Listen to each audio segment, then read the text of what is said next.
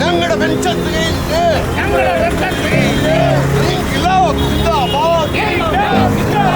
July 19 ദേശസാൽക്കരണത്തിനും അവകാശ ദിനം.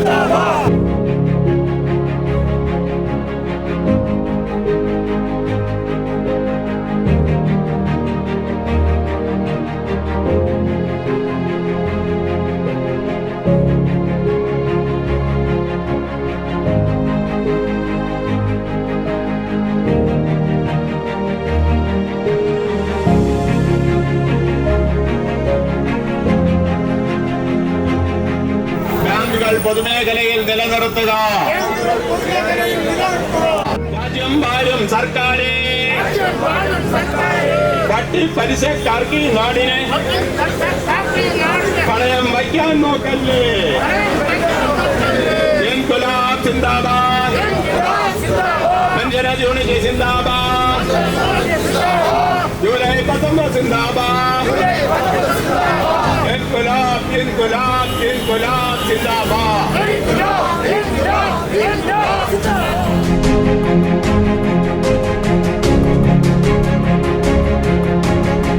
നമ്മുടെ പ്രതിഷേധം അലയടിക്കുകയാണ്. യോഗ നടപടികൾ ആരംഭിക്കുകയാണ്. ഇവിടെ ഒരു വലിയ മാറ്റം വരാൻ പോകും. തീർച്ചയായിട്ടും വളരെ അഭിമാനകരമാണ്. ആയിട്ടാണ് നമ്മളെല്ലാവരും അന്ന് അതിനെ അഭിസംബോധന ചെയ്ത് അന്ന് വലിയൊരു മാറ്റം തന്നെ ബാങ്കിങ് മേഖലയിൽ വന്നു. ഈ നാടിലെ ഓരോ ഗ്രാമങ്ങളിലും ആളുകൾക്ക് ബാങ്കിങ് സൗകര്യം എത്തിക്കുന്നതിന് വേണ്ടി ഒരുപാട് സഹായിച്ചിട്ടുണ്ട് എന്നുള്ളതിൽ യാതൊരു സംശയമില്ല. ആ രീതിയിൽ ഒരു വലിയ മാറ്റം ഉണ്ടാക്കിയ ഒരു തീരുമാനമായിരുന്നു ദേശസാൽക്കരണം എന്നുള്ളതാണ് നമ്മൾ മനസ്സിലാക്കുന്നത്.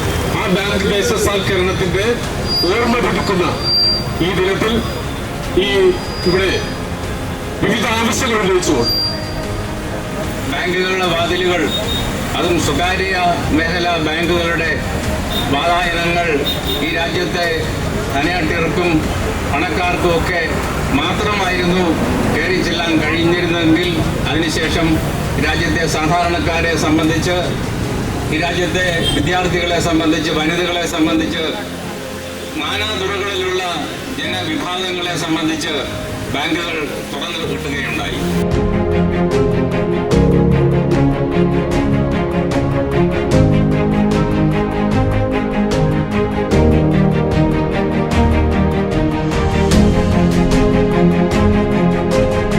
രാഷ്ട്രീയമായ എതിർപ്പുകളുടെയും ധ്രുവത്തിൽ നിൽക്കുമ്പോഴും ശ്രീമതി ഇന്ദിരാഗാന്ധി പ്രഖ്യാപിച്ച ബാങ്ക് ദേശസാൽക്കരണം ഇന്ത്യയുടെ ചരിത്രത്തിലെ ഏറ്റവും പുരോഗമനപരമായ പരിപാടികളിലൊന്നായി നമ്മൾ വിലയിരുത്തുകയാണ്.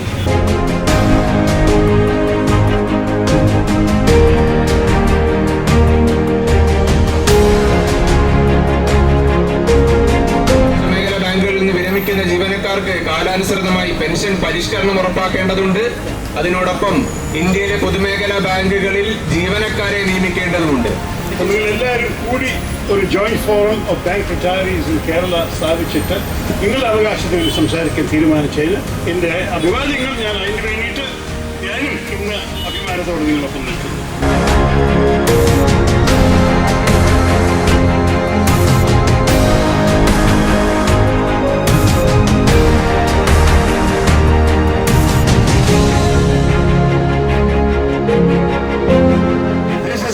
എന്ന് പറഞ്ഞാൽ രാജ്യത്തിന്റെ സമ്പത്ത് ജനങ്ങളുടെ സമ്പത്തായി തീരുക എന്നുള്ളതാണ്.